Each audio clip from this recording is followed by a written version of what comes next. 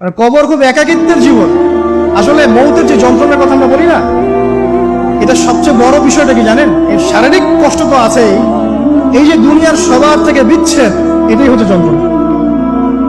সবার থেকে বিচ্ছেদ না, সবার থেকে বিচ্ছেদ হয়ে চলে যেতে হয়, এটা সবচেয়ে বড় যন্ত্রণা। মানুষ একা থাকতে চায় না। জেলখানায় যে মানুষকে বন্দী করে রাখে না, এই একাকিত্বের কষ্টে মানুষ বলে একা একা, আমি একা, কেউ নেই আমার সাথে। এটাই, এর উপর যদি আবার টর্চার করা হয়, রিমান্ড দেওয়া হয়, তাহলে কি অবস্থাটা হবে বলেন? এই হলো কবর, এই হলো কবর। একটা ঘটনা বলে শেষ করে দেই, যে একজন ব্যক্তি মারা গেছেন, আর মুসা আলাইহিস সালামের সময় বানু ইসরাইলের কোন এক নবী, আমি ঠিক নাম বলতে পারবো না যে কোন নবী, কারণ নামটা হাদিসে আসে নাই, কোন একজন নবী আল্লাহর কাছে দোয়া করছেন, আল্লাহ মৃত মানুষের সাথে আমার একটু কথোপকথন করায় দাও। আমি জাস্ট একটু কথাবার্তা বলতে চাই যে মৃত মানুষটা কেমন আছে বা তাদের অবস্থাটা কি আমি জানতে চাই। তো আল্লাহ পাক সেই ব্যবস্থা করে দিলেন। তিনি একটা কবরের কাছে গিয়ে দাঁড়ালেন, একজন মৃত মানুষ উঠে আসলেন। এটা সায়েন্স বিশ্বাস তাও করতে পারে, আমাদের কোনো মাথা ব্যথা নেই, ঠিক আছে? তো এবার তিনি তাকে জিজ্ঞাসা করছেন যে তুমি কেমন আছো, তুমি কেমন আছো, মুদ্রাকে জিজ্ঞাসা করছেন। তিনি বলছেন আজকে থেকে প্রায় 500 বছর আগে আমার মৃত্যু হয়েছে। এই ব্যক্তি বলছেন আজকে থেকে প্রায় 500 বছর আগে আমার মৃত্যু হয়েছে, এখন পর্যন্ত আমার গা থেকে, আমার আত্মা থেকে মৌতের যন্ত্রণা দূর হয় নাই। লা ইলাহা ইল্লাল্লাহ। তো এই হচ্ছে অবস্থা। আমরা ব্যক্তিগত চিন্তাটা আগে করি, নিজের ফিকির, নিজের কবরের ফিকির, নিজের এলেম, নিজের আমল, নিজের পরিবার, নিজের রিজিক। যাদের জন্য হারামে যাচ্ছেন, কেউ সাথে যাবে না, কেউ সাথে যাবে না, না আপনার গার্লফ্রেন্ড, না আপনার বউ বাচ্চা, কিচ্ছু না। এগুলো তো শুধু মায়ার বাঁধন, মায়ার বাঁধন না, মায়ার বাঁধন। যদি এগুলো নিয়ামত হয় আলহামদুলিল্লাহ, যদি এগুলো দুনিয়াতে আপনার ফিতনা সৃষ্টি করে, আপনি আসহাবুল কাহফ হয়ে যান। কথা বুঝতে পারছেন না? এরপরে যদি সামর্থ্য হয়, আল্লাহ পাক আপনাকে জ্ঞান দেন, আপনাকে পলিটিক্যাল পদ দেন, ইকোনমিক সেকশনে জ্ঞান দেন, ইত্যাদি ইত্যাদি, আপনাকে আল্লাহ যে সেকশনে রাখবেন সেখান থেকে দিনের খেদমত করবেন, পারবেন না ইনশাআল্লাহ? ডক্টর হয়েছেন, রোগীদের ফিস কমায় দেন, ট্রিটমেন্ট ইজি করে দেন। হ্যাঁ, ডক্টর হন, একজন ভালো ডক্টর হন, কসাই হন, ইঞ্জিনিয়ার হন, একজন সৎ ইঞ্জিনিয়ার হন, চোর হন। আপনি যেখানে থাকবেন সেখান থেকেই আপনি খেদমত করতে পারবেন। সবাইকে আলেম হতে হবে জরুরি না, সবাইকে দায়ী হতে হবে জরুরি না, এবং সবাই এটা হতেও পারবে না। এভাবে জাতি গঠন হয় না। আগে বলছি, বিভিন্ন সেকশনে মানুষ আমাদের লাগবে, এবং প্রত্যেকটা সেকশনেই তাওহীদপন্থী ইমানদার মানুষ লাগবে।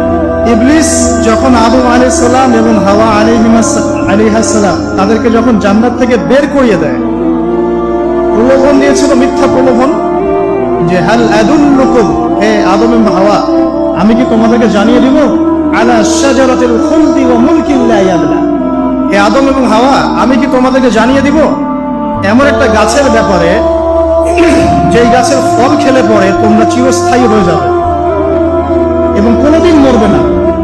এই যে চিরস্থায়িত্বের টোপ আর অমরত্বের টোপ, এই দুটো টোপ দিয়ে আমাদের পিতা মাতাকে ইবলিস জান্নাত থেকে বের করে দিয়েছে। এখন পৃথিবীতে যত মানুষ পথভ্রষ্ট হচ্ছি আমরা, আমাদের এই দুইটা হাসরতের কারণে। আমরা অমরত্ব আশা করছি, আমাদের চলাফেরা দেখলে মনে হয় আমরা মরব, পরকালীন কনসেপ্ট বাদ।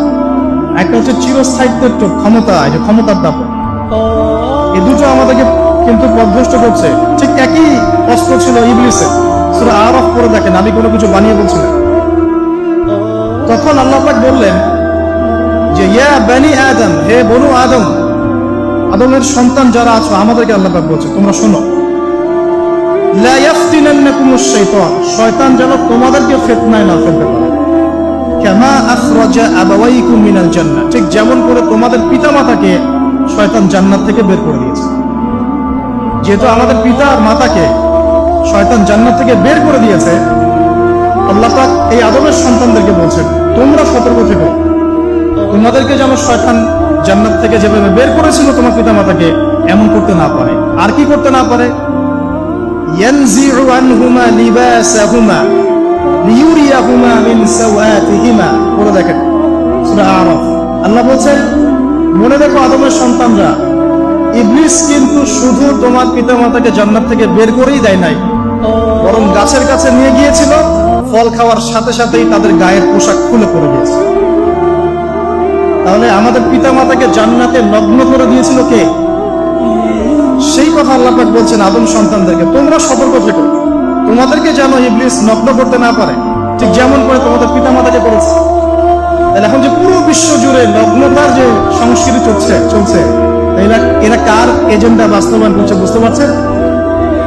কোরআন পড়েন, পৃথিবীতে যত সভ্যতা চলে গেছে, ব্যাবিলনের সভ্যতা, চাইনিজদের সভ্যতা, তারপরে যে আমাদের মাও সেতুং, ইতালি মুসোলিনি, এদিকে চ্যাপল সার্তে, এদিকে আপনার ফিডেল ক্যাস্ট্রোর কথা বলেন, ওই পশ্চিমা সভ্যতা বাদ দিয়ে যত বড় বড় সভ্যতা রিনাউন, সবার পোশাক ছিল শালীন। আমি চ্যালেঞ্জ করলাম, বুঝে দেখেন, চাইনিজদের পোশাক দেখেন, আগেকার পোশাক, 1000 বছর আগের পোশাক, শালীন পোশাক। তারা কিন্তু মুসলিম ছিলেন না। আপনি এই ব্যাবিলনের সভ্যতা দেখেন, ব্যাবিলনের সভ্যতা অনেক প্রাচীন না? এই সভ্যতার পোশাক দেখবেন এটা অশালীন পোশাক ছিল না।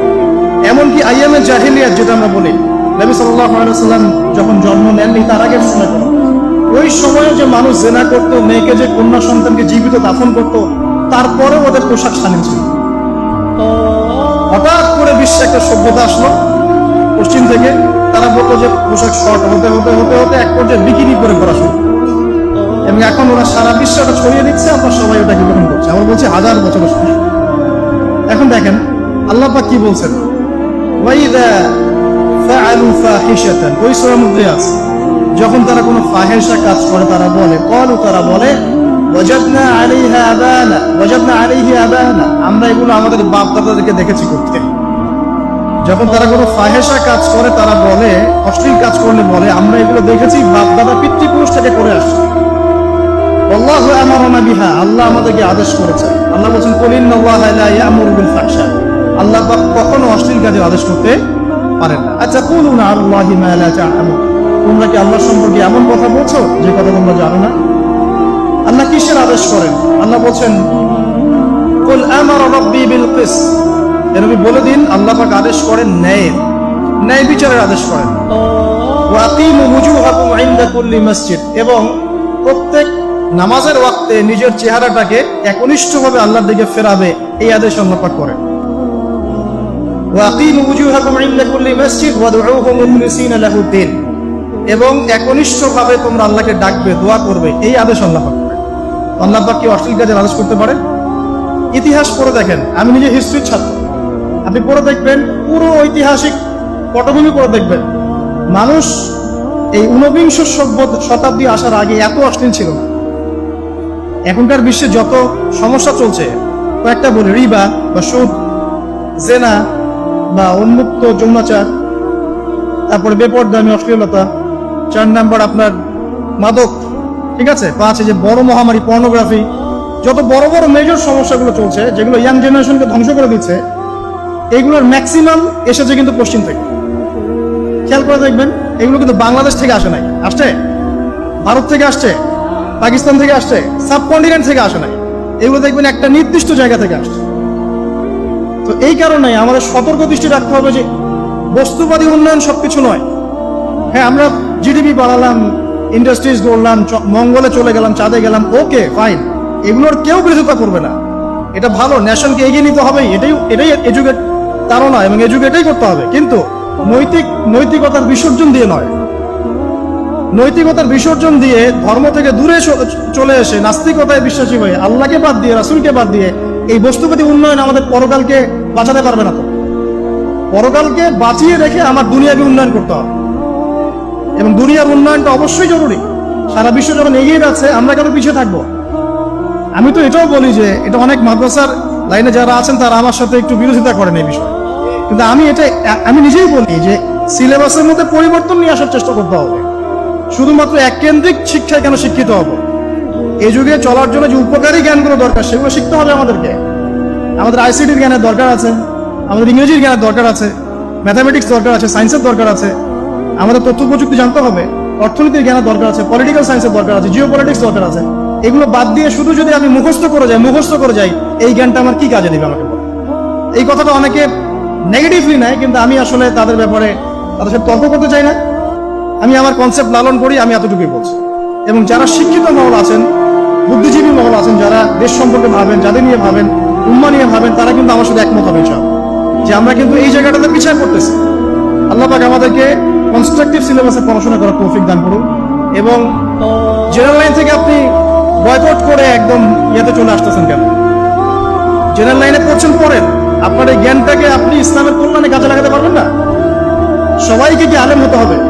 সবাইকে মুফতি হবে, মুহাদ্দিস হবে? অর্থনীতিবিদের দরকার আছে না? পলিটিশিয়ানের দরকার আছে না? ডক্টর ইঞ্জিনিয়ার দরকার আছে না? সব সেক্টরের মানুষের দরকার আছে। আপনাদেরকে আপনাদের জায়গায় থাকতে হবে, ওখানে থেকে আপনার ইসলামের খেদমত করতে পারবেন না? একজন ডক্টর, তিনি কি ইসলামের খেদমত করতে পারবেন না ভাই? একজন সৎ নেতা, তিনি কি ইসলামের খেদমত করতে পারবেন না? একজন অর্থনীতিবিদ, তিনি যদি আল্লাহ পাকের হালাল হারাম মেনে অর্থনৈতিক কোনো বিধান চালু করেন, তিনি কি ইসলামের খেদমত করতে পারবেন না? তো সবাইকে কি বক্তা হতে হবে? সবাইকে আলেম হতে হবে? এক নির্দিষ্ট একটা শ্রেণীর মানুষ আলেম হবে, নির্দিষ্ট একটা শ্রেণীর মানুষ প্রশাসনে থাকবে, নির্দিষ্ট একটা শ্রেণীর মানুষ জনপ্রতিনিধি হবে, নির্দিষ্ট শ্রেণীর মানুষ ইকোনমিক সেক্টরে থাকবে। এইভাবে আমরা একটা জাতি গঠন করব, এবং সবাই হবে উভয় দিকে শিক্ষিত। একজন আর্মি অফিসার, তার উচিত হবে ইমামতি করার যোগ্যতা অর্জন করা। একজন ডক্টর, তার উচিত হবে ইমামতি করার যোগ্যতা অর্জন করা। আবার একজন যিনি আলেম, তারও উচিত হবে এমন পড়াশোনা করা যে পড়াশোনা দিয়ে তিনি কোরআন সুন্নাহকে হাতে রেখে ওয়ার্ল্ড অ্যাফেয়ার্সকে ডিল করতে পারেন। তো এই বিষয়গুলো আমাদের একটা গ্যাপ চলে আসছে দীর্ঘদিন থেকে। আল্লাহ পাক আমাদেরকে বোঝার তৌফিক দান করুন। আর অ্যাটলিস্ট আমরা যদি নাই পারি, আমাদের দ্বারা যদি কিছু নাই হয়, অ্যাটলিস্ট আমাদের সন্তান সন্ততি যারা আসবে ভবিষ্যতে, আল্লাহ পাক তাদেরকে যেন ইসলামের জন্য কবুল করে নেয়। আমিন। আর ইসলামের জন্য কবুল করলে কারো কোনো ক্ষতি নাই। ইসলামের আন্ডারে প্রত্যেক অমুসলিমের সর্বোচ্চ অধিকার রক্ষা করা হয়, অন্য কোনো জায়গায় করা হয় না। এবং প্রত্যেকটা ধর্মগ্রন্থের মূল কথাগুলো দেখবেন একই রকম।